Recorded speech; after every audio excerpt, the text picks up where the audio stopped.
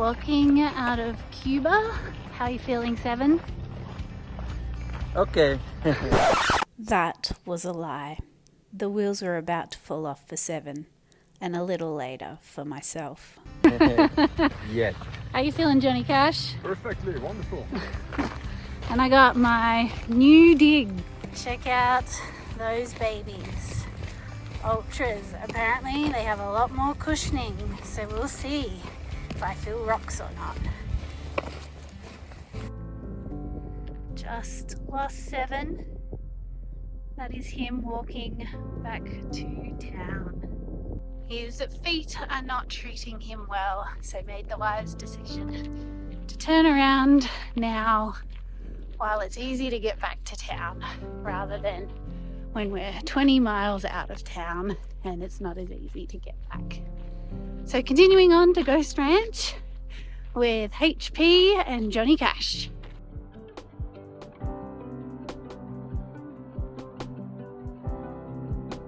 Leaving Cuba and have a 20-mile climb, heading somewhere up there, and then behind there up some more. Hi bugs. First bit of the climb done. Now the next bit of the climb up there.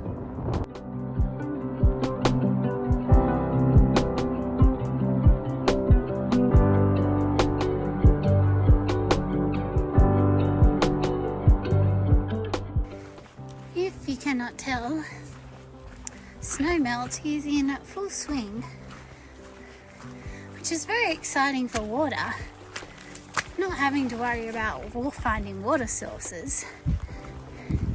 It is, however, less exciting for dry feet and walking through the snow.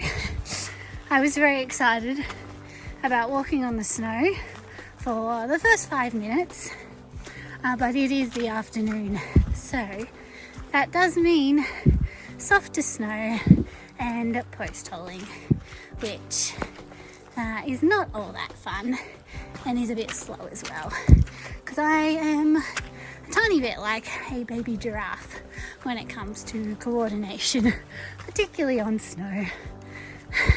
I'll see if I can get a video of it at some point for you.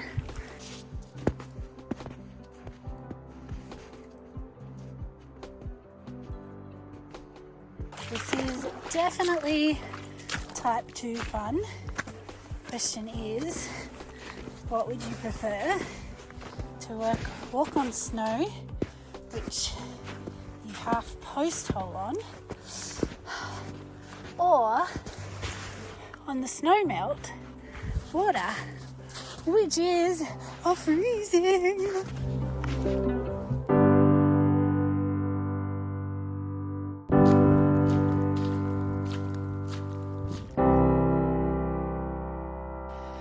Good morning. It looks like it is going to be another glorious day.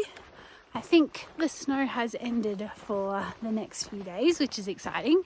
Dry feet for a couple of days and no post-holing. But I need your help, internet.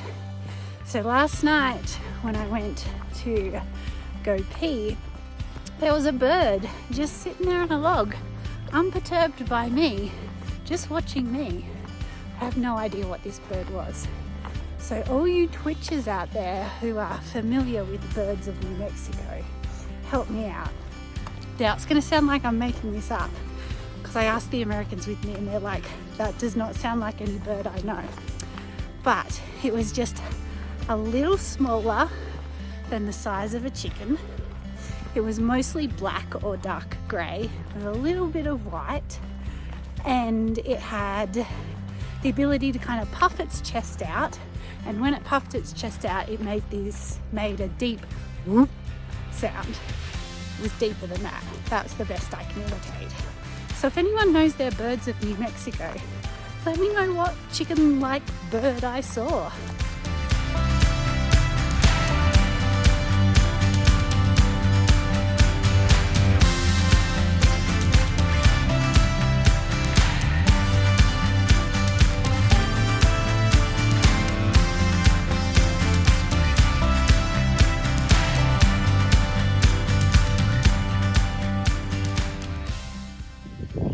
trail is about to head up. I'm assuming up there into that saddle.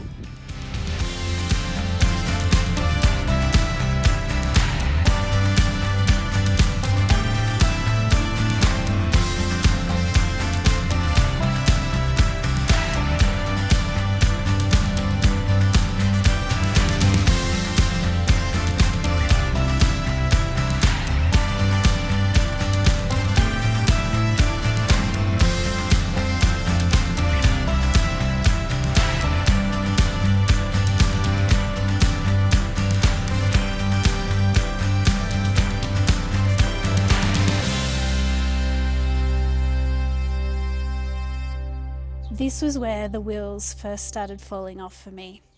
It was a 10-mile road walk, partly along the Rio Chama River, and it turns out my new shoes were too small, socks too thick, day too hot, causing my feet to swell, and when combined, I got blisters on both feet, causing me to hobble into Ghost Ranch.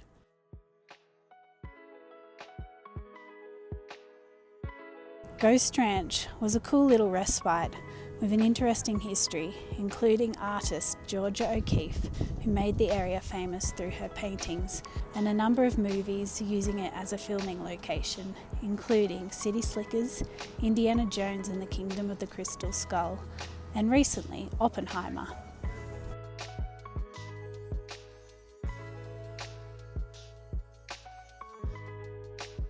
As I walked out of Ghost Ranch, high on ibuprofen and sporting thinner Day of the Dead socks from the gift store, and as a fire burnt in the background that would later close the trail behind us, I still wasn't prepared for the next wheel that would fall off. But before I get to that, there were many cool things too. Passing 700 miles on the CDT, many animal sightings small and large, including finally seeing elk, to also receiving trail magic.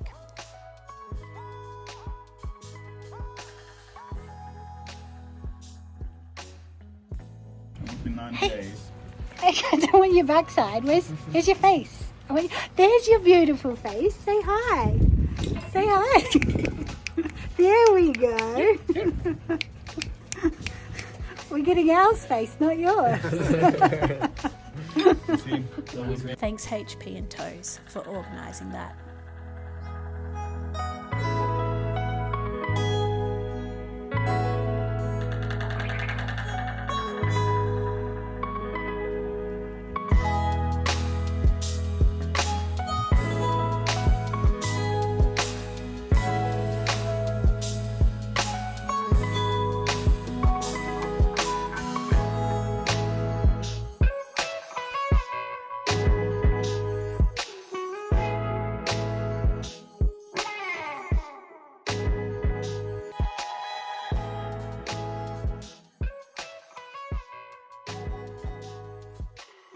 The blowdowns were annoying, but they were not the thing that made the final wheel fall off.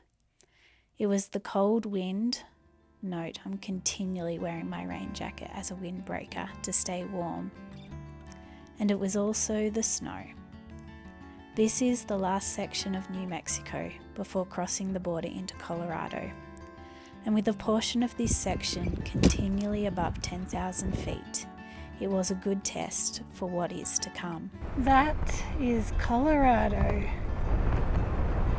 And that looks pee your pants high, considering we're already at 10,000 feet. What a glorious morning. It is cold, but this is my view that I'm hiking out to.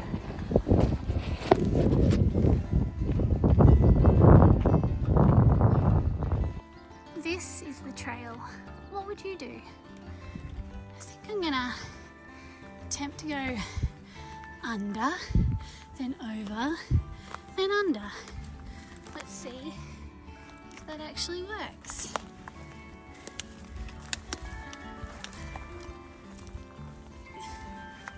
Under that one. Now over this one.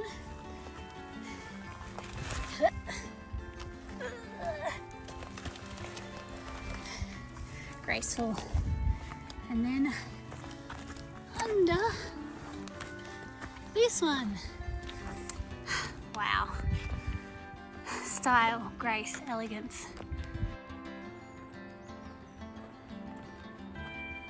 Don't be fooled by this. By 9 a.m, the snow became a post-holing blow-down mess.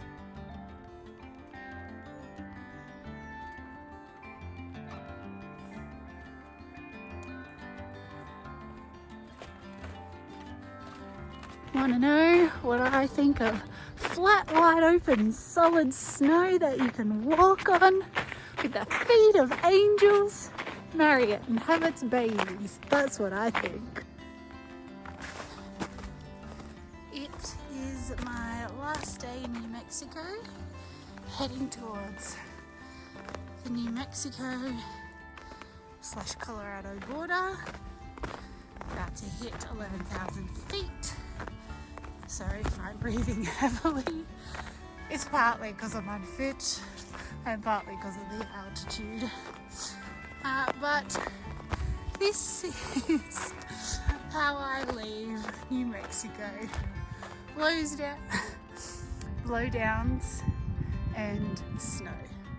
And I don't actually know where the trail goes now. I should probably find it. Alright, good times.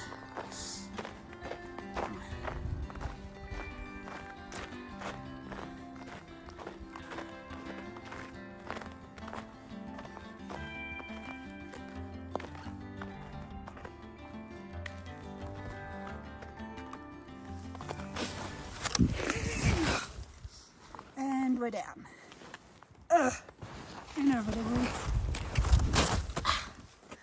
Whee! That is why you should probably put a phone away. But now you get to enjoy, well, most of my day. It's usually when I'm in snow. That post hole was nothing. The camera wasn't out for the worst of the post holing, or the traverses sidling the mountain in the snow. And as I crossed from New Mexico into Colorado and came out at Cumbres Pass to head into Chama, that section and the reality of more snow in Colorado made the wheels fall off for many. The group that I had been hiking around partially split as we all tried to work out what to do next.